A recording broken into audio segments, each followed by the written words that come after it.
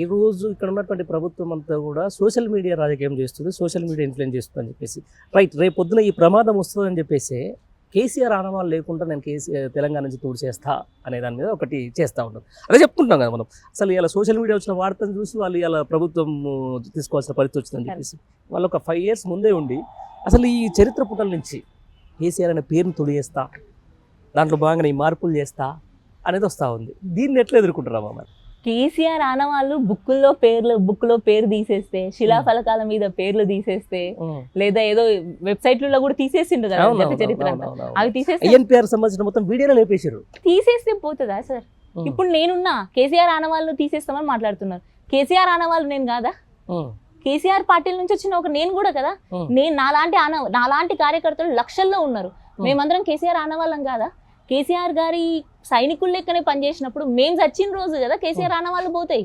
సరే, కాళేశ్వరం ప్రాజెక్ట్ ఇవన్నీ కూడా పక్కన పెడదాం. నాలాంటి సైనికులు పోరాడుతున్నంత కాలం కేసీఆర్ ఆనవాళ్ళు ఎట్లా తీసేస్తారు? నేను ఒకటే మాట్లాడుతున్నాను. నేను అంటే ఆయన కట్టినటువంటి ప్రజల్లో ఉన్న ఆయన మీద ఉన్నటువంటి అభిమానం కాదు. అభిమానం తీయాలంటే ఆయన తరం కాదు, ప్రపంచంలో ఎవరి తరం కూడా కాదు. నేను దాన్ని 100% యాక్సెప్ట్ చేస్తాను. అంటే ఆయన ఆనవాళ్ళు మీన్స్ ఆయన చేసిన మంచో, ఆయన చేసిన చెడో. సరే, చెడు అనేది మనకు ఎక్కువ కనపడదు, ఆయన చేసిన మంచి.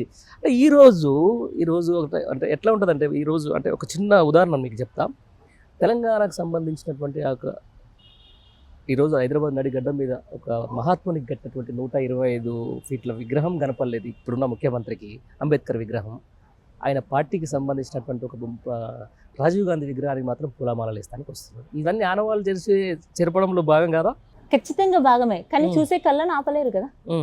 విగ్రహం, అంబేద్కర్ విగ్రహం కనిపిస్తుంది. పూలమాల ఎవరు వేసినా వేయకున్నా నిలువెత్తు నడిబొడ్డు, హైదరాబాద్ నడిబొడ్డు, రాజధాని నడిబొడ్డున కట్టిన ఆనవాన్ని అయితే చెరిపేయలేవు కదా. అది ఎవరు కట్టిందంటే ఏం చెప్తావు? రేవంత్ రెడ్డి కట్టిందని చెప్పుకుంటాడా? చెప్పుకోలేడు కదా. సెక్రటరియట్ లో పోయి కూర్చుంటున్నాడు, పని చేసుకుంటున్నాడు. ఆ సెక్రటరియట్ కట్టింది ఎవరంటే ఏం చెప్తారు? కేసీఆర్ అని చెప్తారు. దాన్ని అయితే కూల్చి పడేయలేడు కదా. కాళేశ్వరం స్కామ్ అని మాట్లాడుతున్నారు. అది బాగా మళ్ళీ నీళ్ళు ఇస్తుంది. అది స్కామ్ కాదు, చిన్న పిల్లలకి సమస్య వచ్చింది, రిపేర్ అవుతుంది, ఇంకో 2 నెలలు నీళ్ళు ఇస్తుంది. మరి అది ఎవరు కట్టిందంటే రేవంత్ రెడ్డి కట్టిందంటాడా? కేసీఆరే కదా కట్టిందంటారు. ఏ రకంగా ఆనవాళ్ళు చెరిపేశారు? ఆయన చేసిన అభివృద్ధి ప్రతి చోట ఉంది. నేను దాగే మిషన్ భగీరథ నీళ్ళల్లో కేసీఆర్ అభివృద్ధి ఉంది. నువ్వు మిషన్ భగీరథ ట్యాంకులని నీళ్ళని పలగొట్టి చూపిస్తావా? అంతే కదా. ఇప్పుడు సరే, గవర్నమెంట్ వెబ్సైట్ నుంచి నువ్వు డాటా తీసేసినావు, ఇంటర్నెట్ లోకి వెళ్ళి అయితే కేసీఆర్ డాటాను తీసేయలేవు కదా. ఆ ప్రమాదం కూడా జరుగుతుందేమో, ఎందుకంటే ఇంతకాడికి వచ్చిన తర్వాత ఇక అలా అవుతారని మనం ఎట్లా అనుకుంటాం, అది కూడా చూసుకోవాలి. మిషన్ భగీరథను ఎట్లా కూల్ చేస్తారన్నా? ఊరికి ట్యాంక్ ఉంది, కేసీఆర్ కట్టింది, దాన్ని పగల కొట్టేస్తాడా, కుళ్ళ కొట్టేస్తాడా? కాదు కదా. కాళేశ్వరాన్ని బాంబులు పెట్టి లేపేస్తాడా ఇట్లా కేసీఆర్ ఆనవాళ్ళు తీసేయడానికి? అదే అంటున్నామా. ఇప్పుడు నువ్వేమో ఆనవాళ్ళ గురించి మాట్లాడుతున్నాం. మనమేమో ఇంత సంక్షేమం చేసినా కూడా, అంటే ప్రజలకు సంక్షేమమే పరమావధి అనుకోవడానికి లేదు. ఇదివరకు ఎట్లా ఉంటే ప్రభుత్వాలని జనానికి మంచి చేసినోడే లీడర్, జనానికి మంచి చేసినోడే గొప్ప నాయకుడు అని చెప్పేసి మనం పాఠ్య పుస్తకాలలో చదువుకున్నటువంటి విషయం. కానీ ఈరోజు ఎట్లయింది తెలుసా? ప్రజలకు ఎంత ఇచ్చినా కూడా అక్కడ జగన్కు అదే జరిగింది, ఇక్కడ కేసీఆర్ గారికి అదే జరిగింది. కానీ దీన్ని సంక్షేమం జోలికి పోతాడా? ఇప్పుడున్న ముఖ్యమంత్రి ఎంత చేసినా కూడా ప్రజలు మళ్ళీ ఓటేసినట్టు లేరు అని చెప్పేసి ఇప్పుడు ఇట్లాంటి రాజకీయమే చేస్తాడు కదా. మరి దీన్ని ఎట్లా ఎదుర్కొంటారు? కరెక్ట్ మాట చెప్పిండ్రు. మొన్న నువ్వు పార్లమెంట్ ఎలక్షన్లు వేస్తేవి, రైతు భరోసా ఇవ్వకపోయినా వేస్తేవి, రైతు రుణమాఫీ చేయకపోయినా వేస్తేవి, పెన్షన్ పెంచకపోయినా వేస్తేవి, ఉద్యోగాలు ఇవ్వకపోయినా వేస్తేవి. నువ్వే ఇస్తున్నావు కదా అలుసు. రేవంత్ రెడ్డికి ఏం అలసి ఇచ్చినావు? నువ్వే అవకాశం ఇస్తున్నావు. నేను ఏం చేయకుండా నాకు ఓట్లు వేస్తున్నారు, నేను ఇంకా రేపటి నాడు ఏదైనా తర్వాత కూడా ఇదే ఉంటా, ఏమి చేయకుండా ఓట్లు వేస్తారు జనాలకి అని చెప్పి అదే అంటున్నా. ప్రజలే అలుసిచ్చిండ్రు. రేవంత్ రెడ్డికి ఏం అలసిచ్చిండ్రు? నేను ఏం చేయకుండా వీళ్ళు వేస్తారు అనే భరోసా వాళ్ళు కల్పించిండ్రు. మరి ఇప్పుడు రేపు 5 ఏళ్ళు చేస్తారని వీళ్ళు ఏ నమ్మకంతో ఉన్నారు? అంటే ప్రజలకి ఒకటి క్లారిటీగా క్లియర్ కట్ గా అర్థం కావాలి. మీరు ఓటేసే కొద్దీ ఇప్పుడు స్థానిక సంస్థలు కూడా వస్తున్నాయి, మళ్ళీ నువ్వు దాంట్లో వేసినావు అనుకో ఇంకా అలుసు అయిపోతుంది రేవంత్ రెడ్డికి. నేను ఏం చేయకున్నా నాకు ఓట్లు వేస్తారు. అవును, అదే అంటే ఏం చేసింది, ఇంత చేసిన తర్వాత కేసీఆర్కి ఏం చేసినావు అంటున్నా. అంటే నేను చాలా మంది దగ్గరలో ఉన్నటువంటి క్వశ్చన్స్ యాజ్ ఏ జర్నలిస్ట్ గా నేను అడుగుతున్నా. అది ఇంత సంక్షేమం చేసిన తర్వాత కూడా ఇంత అసలు నీ ఇంట్లో కూర్చుంటే నీకు రైతు బంధు పడుతుంది, నువ్వు ఇంట్లో వస్తే నీకు పింఛన్లు వస్తాయి. ఇక్కడ అదే జగన్ అయితే నీకు ఇంట్లో నీకు వాలంటీర్ వచ్చి నీకు ఇచ్చిపోతాడు, నీకు వాలంటీర్ అవన్నీ చేస్తాడు. వాళ్ళని జనం నమ్మలే. బట్ ఈరోజు సరే ప్రతిపక్షానికి ఇచ్చారు. ఈ 6 నెలలు అంటే దాదాపుగా అసలు ఒక బడ్జెట్కు సగం.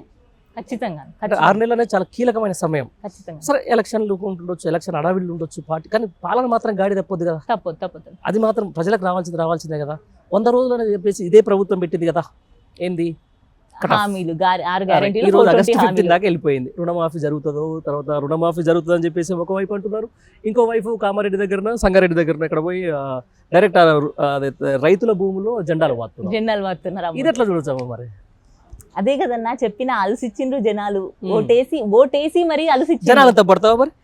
జనాల తప్పని కాదన్నా, వాళ్ళు ఒక మాయలో ఉన్నారు. ఇంకా అచ్చా, ఆ మాయని, ఆ భ్రమల్ని ఎవరు తొలగించాలి? వాళ్ళ అనుభవమే వాళ్ళకి తొలగిస్తుంది. అంతే. అందులో మరి మన బీఆర్ఎస్ పార్టీకి సంబంధించిన సోషల్ మీడియా ఏం చేస్తుంది, మీరేం చేస్తారు?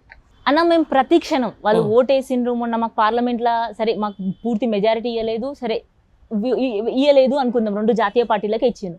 అయినంత మారన్నా మేము మా పోటీ ఆగదు. ఎందుకు ఆగదంటే 10 ఏళ్ళు మాకు అధికారం ఇచ్చిండ్రు, 10 ఏళ్ళు మమ్మల్ని గద్దెనెక్కిచ్చిండ్రు, 10 ఏళ్ళు మాకు అధికారం ఇచ్చి వాళ్ళని పాలించిన జనాలను మేము ఇచ్చిపెట్టాం. ప్రతి క్షణం ఏ ఇష్యూ జరిగినా మమ్మల్ని నమ్మి ఓటేయకున్నా వాళ్ళ పక్షాన మాత్రం మేము ఖచ్చితంగా నిలబడతాం. ఏ ఇష్యూ అయినా సరే, అది చిన్నది కావచ్చు, నీళ్ళ ట్యాంకులో నీళ్లు రాకపోయడం నుంచి కాళేశ్వరం నుంచి నీళ్ళు ఇడిపించే వరకు కావచ్చు, ఇంకా ఎంత పెద్ద సమస్య అయినా వాళ్ళ తరపున మా సోషల్ మీడియా కావచ్చు, మా గ్రౌండ్ నాయకులు కావచ్చు, ఇంకా ఉన్నారు ఆ గ్రౌండ్ నాయకులు కావచ్చు, మేమందరం కుట్లాడతాం వాళ్ళ తరపున. ఎందుకంటే వాళ్ళు మమ్మల్ని 10 ఏళ్ళు నమ్మిన దానికి ఈ 5 ఏళ్ళు వాళ్ళకి సేవ చేస్తాం, మళ్ళీ నిరూపిస్తాం. ఆ 10 ఏళ్ళైనా మేమే మీతో ఉన్నాం, ఈ 5 ఏళ్ళు మీరు అధికారం ఇవ్వకున్నా మీతోనే మేముంటాం. రైట్. ఈ రోజు ఒకటి సోషల్ మీడియాలో ఒక బాగా వినిపిస్తా ఉంది, అంటే ఈ క్వశ్చన్ మనం ఖచ్చితంగా డిస్కస్ చేయాల్సిన అంశం. అంటే నైతిక బాధ్యత వహిస్తూ పార్లమెంట్ లో కనీసం 0 సీటు రాకముందు కూడా కేటీఆర్ వర్కింగ్ ప్రెసిడెంట్ రాజీనామా చేయాలని చెప్పేసి ఇది కాంగ్రెస్ పార్టీ నుంచి వస్తున్నటువంటి సోషల్ మీడియాలో ఒక వాదన. బీఆర్ఎస్ పార్టీ నుంచి వస్తుందని నేను అనట్లేదు, బట్ అది కనిపిస్తుంది, అదే కనిపిస్తుంది. నువ్వేమంటావు? అన్న ఇదే కేటీఆర్ జిహెచ్ఎంసీలో 100 సీట్లు గెలిపించింది, 99 సీట్లు ఇదే కేటీఆర్ గెలిపించింది. ఇదే కేటీఆర్ హైదరాబాద్ లో గెలుపులో హైదరాబాద్ లో 14 సీట్లు మొత్తం సాలిడ్ గా వచ్చినాయంటే ఇదే కేటీఆర్ కారణం. మునుగోడు ఎలక్షన్లు గెలిచింది బైపోల్ అంటే కేటీఆరే కారణం. మరి అప్పుడు కనిపించని లోపం ఇప్పుడే ఎందుకు కనిపించింది? వాళ్ళకి కనిపిస్తుందా, పార్టీ వాళ్ళకి కనిపిస్తుంది? విత్ ఇన్ ద పార్టీ పార్టీకి కనిపించట్లేదన్నా, పార్టీలో కొందరు ఉంటారు అనమాట. ఏంది వాళ్ళకి ఏముంటారు అంటే, పార్టీలో ఒక 2% జనాలు ఎట్లుంటారంటే ఓడిపోగానే వాళ్ళకి ఆవేశం వచ్చేస్తుంది, ఈడ తప్పు జరిగింది, ఆడ తప్పు జరిగింది, వ్యవస్థలో ఇప్పుడు చెప్తారు. వాళ్ళకు ఉప్పొంగిపోతుంది అన్నమాట, లోపల నుంచి ఫ్రస్ట్రేషన్ వస్తుంది. 15-20 రోజులు పోతే అది కూడా తగ్గిపోతుంది. అది వేడి అనమాట. ఏంటంటే ఓడిపోయిన బాధ ఎవరి మీద ఇప్పుడు అన్న నేనే ఉన్నా, నా తండ్రి ఉంటాడు, ఆత్మ పరిశీలన, నా తండ్రి ఉంటాడు, నాకు ఏదైనా కొనిపించి లేకుంటాడు, ఒక 10 దినాలు గరం ఉంటా, 11వ రోజు నేనే కామన్ అవుతా కదా, నా తండ్రితో నేనే పోతా కదా. కేటీఆర్ అన్న విషయం కూడా ఇది అంతే. వాళ్ళు ఏంటంటే కొంచెం గరంలో ఉన్నారు. ముఖ్యంగా ఇది సోషల్ మీడియాలో కానీ కూడా కానీ వేల మంది సోషల్ మీడియా వారియర్లో ఎవరో 3-4 అది బాధతోన ఏమంటారు కదా, ఎమోషనల్ అయిపోయి వాళ్ళ నుంచి ఏమంటారు, క్షేత్రస్థాయిలో ఎవరన్నా ఏమన్నా రెచ్చగొట్టింటారా, బాధ పెట్టి తిట్టింటారా, మీకు 0 అయిందిరా, మీ బతుకు ఆగమైందిరా అని ఎవరన్నా రెచ్చగొడితే వచ్చిన మాటలే తప్ప వాళ్ళవి కూడా మనసులో నుంచి వచ్చి లేకుంటాయి. ఒక నెల పోతే ఆ కోపం తగ్గిపోతుంది. ఓకే. అంటే ఇదే ఉద్యమకారులకు సంబంధించి చాలా వరకు, అంటే నేను ఈ 6 months గ్యాప్లో నేను చూస్తున్నప్పుడు, అంటే అధికారం పోయిన తర్వాత చాలామంది ఉద్యమకారులు నేను కలిసిన, చాలా మందితో మాట్లాడిన సందర్భం వాళ్ళు ఏమంటారంటే, సరిగా మాకు దక్కాల్సిన గౌరవం దక్కలేదు. అంటే నేను అప్పుడే చెప్పినారు, ఈరోజు దేశమే అబ్బురపడేలాగా తెలంగాణ నడిబొడున మీకు అమరవీరుల స్తూపం కట్టిండ్రు, ఆ తర్వాత మీకు కుటుంబాలకు ఉద్యోగాలు ఇచ్చిండ్రు, లేకపోతే మీకు కొంచెం ఆర్థిక సాయం చేసినంటే చాలా తక్కువ మందికే వచ్చినాయి. చాలా మంది ఇవాళ ఉద్యమకారులు ఇంకా అసలు కనీసం మాకు న్యాయం దక్కలేదని చెప్పేసి, మీకు ఇట్లాంటి క్షేత్రస్థాయిలో ఏమైనా పరిశీలనకు వచ్చిందా? అన్న ఉద్యమకారులు చాలా వరకు కూడా కేసీఆర్ గారి మీద కోపంగా లేరు, మధ్యస్థంగా ఉన్న నాయకుల మీద కోపంగా ఉన్నారు. అంటే మధ్యస్థంగా అంటే మీరు ఎమ్మెల్యే క్యాడర్ అనుకోండి, ఎమ్మెల్యే కింద ఉండే మనుషులు అనుకోండి, వాళ్ళు ఏంటంటే అయిపోయింది ఉద్యమం, ఇంకేం చేస్తారు, ఇప్పుడు పరిపాలన జరుగుతుంది, దాన్ని చూసుకుంటే అయిపోయి కదా, ఎంతకాలం ఉద్యమం చేసిరు, తెలంగాణ వచ్చిపోయింది, ఆ పాత్ర ముగిసిపోయిందని చెప్పి క్షేత్రస్థాయిలో కొందరు రెచ్చగొట్టి తెలుసన్న. అంతెందుకన్నా సొంత మా అమ్మకే చేసిండ్రు. అమ్మ ఏంటంటే కేసీఆర్ ఏందో మా అమ్మకు తెలుసు. ఉద్యమం చేసిన ఏ ఉద్యమ నాయకుడైనా కూడా తెలంగాణ వస్తుందని ఎవరు ప్రారంభించలే, వచ్చేదాకా కొట్లాడుతూ ప్రారంభించారు. కేసీఆర్ సీఎం అవుతాడు, మేము ఉద్యమం చేస్తాం, తెలంగాణ వస్తుంది, కేసీఆర్ సీఎం అవుతాడు, మాకు పదవులు ఇస్తారని ఎవరు ఉద్యమం చేయలేదన్నా. వాళ్ళు తెలంగాణ రావాలని ఉద్యమం చేసిండ్రు. ఉద్యమకారులు ఇప్పుడు కూడా కోరుకుంటది ఏంటంటే గౌరవం మాత్రమే. ఆ గౌరవాన్ని కేసీఆర్ ఇస్తలేడని వాళ్ళ బాధ కాదు. మధ్యలో ఉన్న నాయకులు ఎవరైతే ఇప్పుడు పార్టీలకు వెళ్ళి పారాచూట్ నాయకులు ఎవరైతే ఈ నుంచి ఆడికి ఎగురుతున్న నాయకులు ఉన్నారో వాళ్ళ వల్ల వాళ్ళు బాధపడుతున్నారు తప్ప సారు మీద ఎలాంటి అసంతృప్తి లేదు. వాళ్ళు కోరుకున్నది ఏంటంటే ఈ నాయకులు చేస్తున్న అవమానం, ఈ మధ్యగా ఉన్న cadre, second cadre, MLA cadre కానివ్వండి, ఎమ్మెల్యే కింద ఎమ్మెల్యే మనుషులు ఉంటారు కదా, ఆ క్యాడర్ చేస్తున్న అవమానాలు సార్కు తెలిస్తే చాలని మాత్రం అనుకుంటున్నారు. మాకు గౌరవం ఇవ్వాలి, తెచ్చి కిరీటం పెట్టాలని ఏ ఉద్యమకారుడు కోరుకోవట్లేదు. వాళ్ళు కోరుకుంటున్నది కేవలం గౌరవం, మా స్థానం మాకు పార్టీలో ఉంటే చాలు అని మాత్రమే కోరుకుంటున్నారు. కానీ కేసీఆర్ సార్ మీద అయితే కోపం లేదన్నా. రైట్. ఇదే విషయంలో చాలా మంది మొన్నటిదాకా మేధావులం అని చెప్పుకుని, అపర మేధావులం అని చెప్పుకొని ఈరోజు కాళేశ్వరం ప్రాజెక్ట్ అదని చెప్పేసి, కేసీఆర్ పాలన ఇదని చెప్పేసినటువంటి చాలా మంది మేధావులు ఈరోజు రియలైజేషన్ ఫస్ట్ వాళ్ళకైతే వచ్చేసింది. చాలా మంది ఇప్పుడు తిరుగుతూ ఉన్నారు, అరే ఆయనకంటే కేసీఆర్ బెటర్, ఇవి మొత్తం అది చేస్తున్నాడు ఇది చేస్తున్నాడు అని చాలా మంది మీకు యూట్యూబ్లో ఇంటర్వ్యూలు ఇస్తున్నారు. వాళ్ళ అసంతృప్తులు వాళ్ళన్నీ కూడా వ్యక్తం చేస్తున్న పరిస్థితి ఉంది. ఇప్పుడు అంటే వాళ్ళకి ఏదన్నా అప్పటిదాకా కావాలని పదవులు ఆశించి కేసీఆర్ తిట్టేసి ఈరోజు రేవంత్ రెడ్డి పట్టించుకోకపోవడం వల్ల అట్లా చేస్తున్నా నిజంగా, లేకపోతే నిజంగా రియలైజేషన్ అనుకుంటాం. మేము ఇంతకుముందే చెప్పినా, ఒకటి చూస్తూ వెళ్తారు, వాళ్ళకి అది నచ్చదు, ఇంకో దగ్గరికి వెళ్తారు బెటర్మెంట్ కోసం. ఆడ ఏం కనిపిస్తుంది అంటే ఇంకా వర్స్ట్ కనిపిస్తుంది.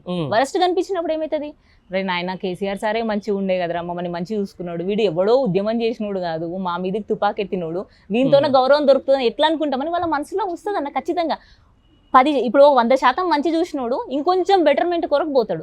ఆడ బెటర్మెంట్ కాకుండా కిందికి పడతాడు.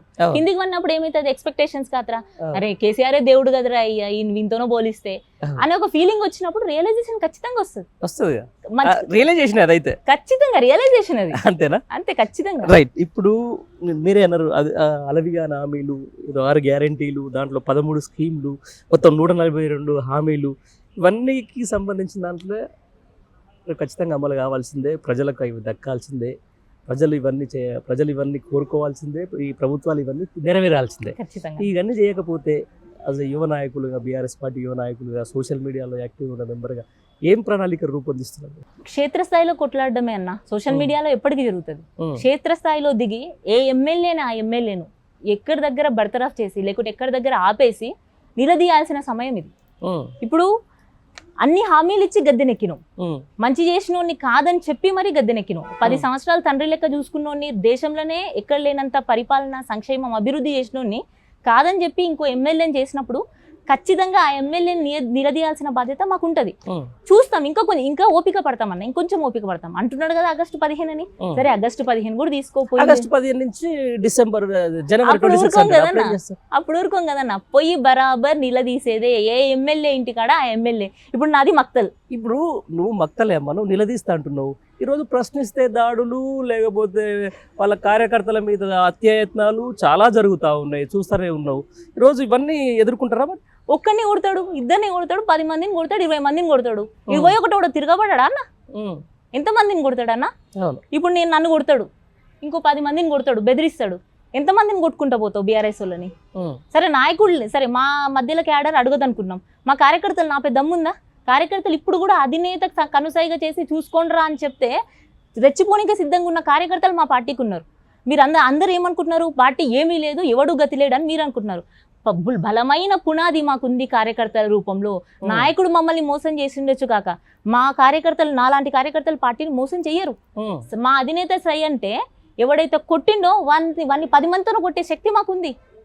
మేము పోవట్లేదు ఈ దాడులకి. వాడెవడో ఒక్కడిని చంపితే అన్న, ఇప్పుడు కూడా చెప్తున్నా, 10 మందిని చంపుతావు, 11కి రెచ్చిపోయి వాడు తిరిగి వాడు ఎదురుపోయి చంపితే ఏం చేస్తావు? ఎన్ని రోజులు చేయగలుగుతావు నువ్వు? దాడులు, కేసులు, ప్రశ్నలు. సరే నేను మాట అంట, నన్ను తీసుకుపోయి కేసు పెట్టి జైలు వేస్తావు. ఎన్ని దినాలు పెడతావు? పెడితే 3 నెలలు కదా. ఆ తర్వాత ఎంతటోనికైనా కేసు బయటికి రావాల్సిందే. మర్డర్ చేసినోడు కూడా 3 నెలల్లో బయటకు వస్తాడు. అంతకు మించి నువ్వు నన్ను ఏం చేయగలుగుతావు? కేసు పెడతావు, చంపుతావు, గంతే. నువ్వు ఒక వ్యవస్థనైతే చంపలేవు కదా, వ్యక్తిని చంపగలుగుతావు, వ్యవస్థను నువ్వు చంపలేవు. కాబట్టి మమ్మల్ని ఆపలేరన్నా. ఈ కేసులు, ఈ దాడులు, చంపుకాలు దేంతోనో కూడా మమ్మల్ని ఆపలేరు. భయపడేది లేదు, భయపడము, బెదురుకోము. ఇవన్నీ ఉద్యమం అన్న. ఇంకోటన్నా, ఉద్యమంలో చేసి వచ్చినామన్నా. నేను లేకుండా వచ్చు, నాకు అప్పుడు నేను ఉద్యమం జరుగుతున్నప్పుడు ఇంటర్ డిగ్రీ ఫస్ట్ ఇయర్ వరకు అయిపోయింది. అప్పుడు నేను పెద్దగా పాల్గొనకపోయిండొచ్చు. మా అమ్మ వాళ్ళు చూడలేదా, ఇప్పుడున్న అన్నోళ్ళు చూడలేదా, మీలాంటి వయసున్న వాళ్ళు ఉద్యమం చూడలేదా? అప్పుడే బెదిరినోడు తెలంగాణోడు ఎన్నడన్నా బెదిరింది ఉద్యమానికి? 69లో బెదిరలే. మాకు నాయకుడు లేక 69తోనే ఉద్యమం ఆగిపోయింది తప్ప, బలమైన ఏమంటారు కదా, పౌరుషం లేక, రోషం లేక కాదు. ఒక నడిపించే నాయకుడు కొరకే 69 నుంచి 2001 వరకు ఎదురు చూసినాం. ఆ నాయకుడు కేసీఆర్ వచ్చిండు. కేసీఆర్ వచ్చినాక నా నాయకుని బలం చూసుకొని మేము ఉద్యమం చేసినాం, అందరం చేసినాం. అంటే మేమేమంటున్నాం, మేము పోరాటాలకు భయపడము, దాడులకు భయపడము, చావుకు భయపడము, దేనికి భయపడము. ప్రశ్నించేదే మా తత్వం. దాడులకు బెదిరం, పోలీసులు కేసులు పెట్టుకొని చివరికి చంపేస్తే కూడా చంపుకోండి, మాకు భయం లేదు. ఎట్లా ఉండబోతుంది టీఆర్ఎస్ భవితవ్యం భవిష్యత్తులో? ఇన్ని రోజులు పరిపాలన మీద దృష్టి పెట్టిందన్న, అడ్మినిస్ట్రేషన్ మీద. పార్టీకి అవకాశం వచ్చింది, పార్టీని పూర్తి స్థాయిలో ఏమంటారు కదా క్షేత్రస్థాయి నుంచి పూర్తిగా పునర్నిర్మాణం చేసుకునే ఒక అవకాశం, నిజం చెప్పాలంటే ఒక బంగారు అవకాశం. ఈ 5 ఏళ్ళు మాకు పార్టీని పూర్తి స్థాయిలో బలపరుచుకొని తిరుగులేని 5 ఏళ్ళు బ్రేక్ అన్నమాట, స్టెప్ వచ్చింది. తర్వాత ఇంకో 20 ఏళ్ళు మేమే వెళ్తాం పార్టీని గట్టిగా చేసుకొని, అంతే. మాకు 5 ఏళ్ళు మమ్మల్ని మేము సరి చేసుకుంటాం, బాగు చేసుకుంటాం, అంతే. Okay, anyways congratulations Ashapriya. మొత్తానికైతే నువ్వు అనుకున్నట్టు కూడా ఈ ప్రభుత్వం మీద గట్టిగా ఫైట్ చేయాలి. ఎందుకంటే అలవిగానే హామీలు ఉన్నాయి, చేయాల్సింది చాలా ఉంది, చాలా టైం ఉంది, టైం బీయింగ్ కూడా ఉంది, మంచి నాయకురాలుగా ఎదగాల్సిన సమయం కూడా ఉంది. Right, all the best. Right, ఇది ఆశప్రియతో ఇంటర్వ్యూ. Thank you.